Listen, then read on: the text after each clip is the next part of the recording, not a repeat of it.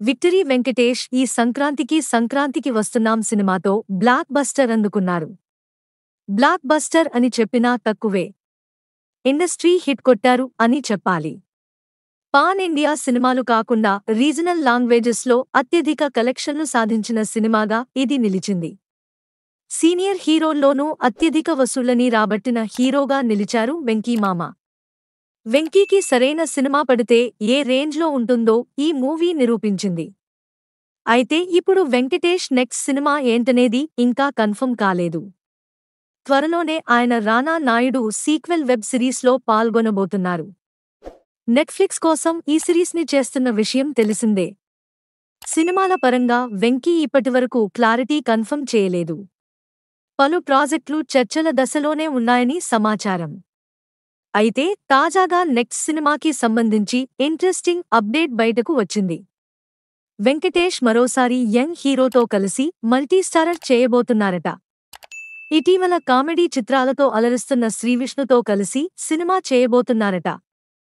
ఈ మూవీ ద్వారా ఓ రైటర్ని దర్శకుడిగా పరిచయం చేయబోతున్నారు. ఆయన సామజవరగమన చిత్రానికి రైటర్గా పనిచేసినట్టు సమాచారం.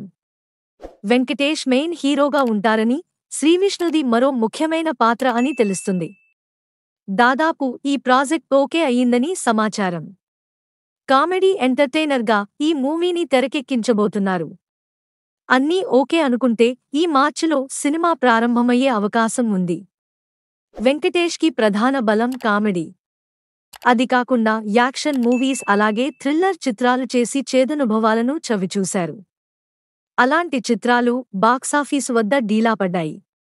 ఈ క్రమంలోనే కామెడీ అండ్ ఫ్యామిలీ ఎంటర్టైనర్తో సంక్రాంతికి వస్తున్నాం సినిమాని చేశారు. అది కూడా సంక్రాంతికే రిలీజ్ చేశారు. దీంతో ఇది అఖండ విజయం సాధించింది.